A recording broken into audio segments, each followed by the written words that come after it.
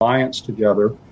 But also, what we see Vladimir Putin doing, he's attacking Ukraine, but also this is really an attack against the West. Yes. I mean, he's wanting to, fragment NATO. And so now I don't know that that's working, but that was his intention.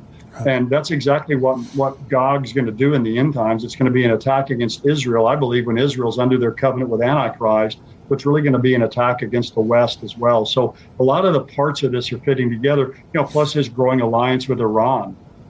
That's in the background to all this, which is a nation that's also mentioned in Ezekiel 38. So there's all kinds of there's so many facets of this really that fit in with being a build-up to what's predicted in Ezekiel 38 and 39. This first article is from Axios, and it says U.S. urges Americans to consider leaving Russia immediately, and it says more airline flights have been canceled in and out of Russia, and American citizens in the country should consider leaving immediately, the U.S. Embassy in Moscow warned in a security alert Sunday. What do you think about that? I mean, when the U.S. Embassy is warning our citizens to get out of a country, do you believe that there's a significant threat of us going to war with Russia?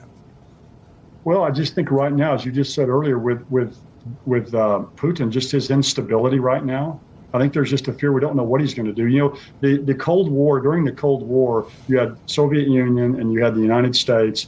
Both were, had nuclear weapons. You could destroy each other, but both were considered to be rational, right, and sane. And so you kind of had a balance of power there.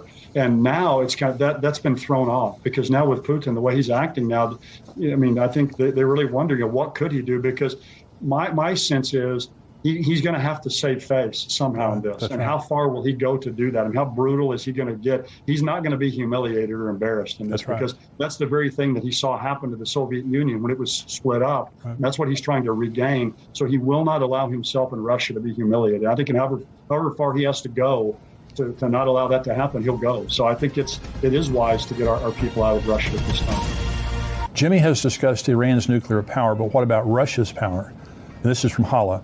Just today, Putin threatened any nation that interfered with their attack on Ukraine. He said there would be repercussions like they have never seen. He was referring to the nuclear bomb. What is your opinion concerning this threat? How good is their nuclear program? And is there a chance he could use it on the USA or the U.S. with China's help? What do you think about that, Mark? Well, it's a real threat. They have more nuclear weapons than anybody in the world. Russia does. They have a lot more than we do. Now, again, how many do you need to blow up the world? But they have, their stockpile's massive. Would he do that? We don't know. Again, how far will Putin go? How crazy is he? And what is he? I don't think he's crazy in the sense of insane or something. But calculating, he's not going to be humiliated. Right. He's not going to be embarrassed. That happened in 1991. He's lived with that. He calls that the greatest geopolitical disaster of the 20th century. The worst day of his life, he said, is when he's clearing out his papers in East Berlin and having to go back to Russia. It was humiliation. And so he was a KGB agent. So he doesn't want that to happen again. And I think he'll do whatever he has to do. And right now, too, he's going to get backed more and more into a corner. There's going to be trouble at home. Their economy is going to begin to collapse. And the worst kind of a bear, is a bear that's been robbed of her cubs and then that's cornered.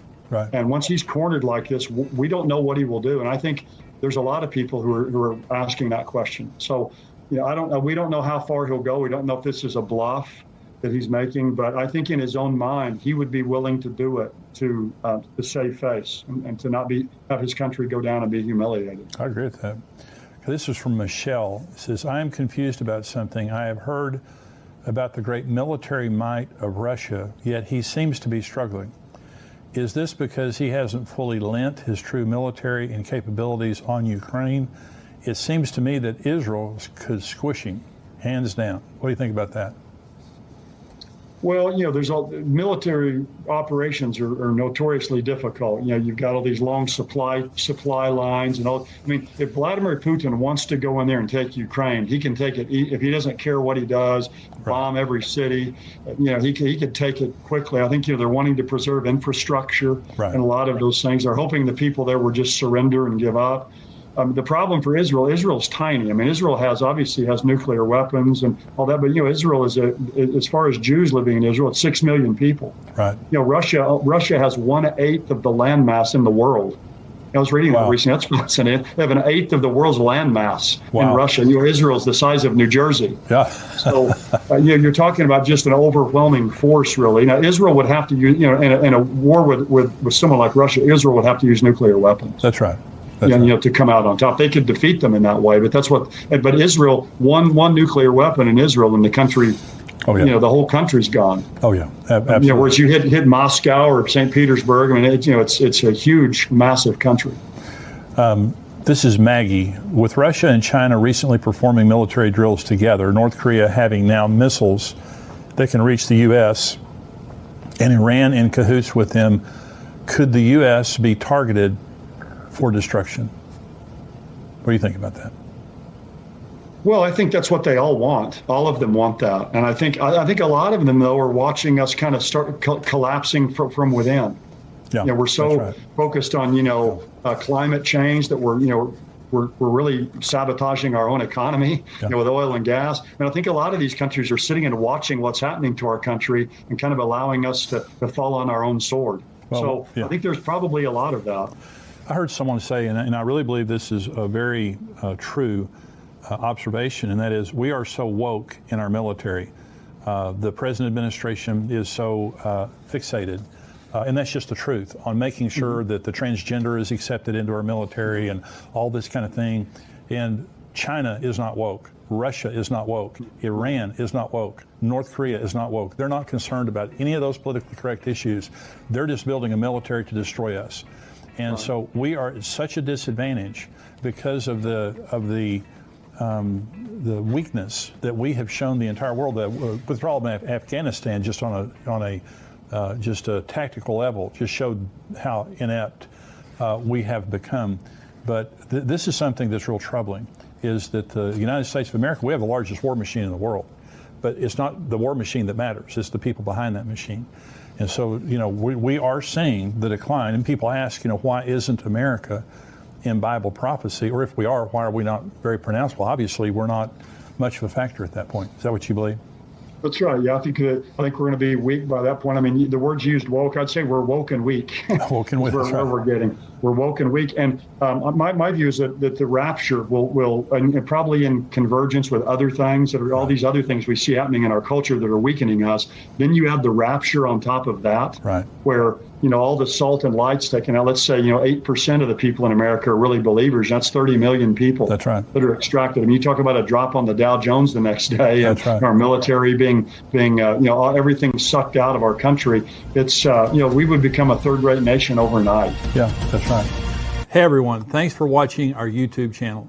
To stay up to date with the latest end times content, make sure to hit the subscribe button on YouTube right now. The clip you're about to watch is from our weekly Tipping Point show. To get the full show and other end times content from great teachers like Greg Laurie, Dr. Mark Hitchcock, and myself, join us as a member on endtimes.com for $7 a month. Enjoy this clip. I want to talk about Israel. I want to talk about the end times.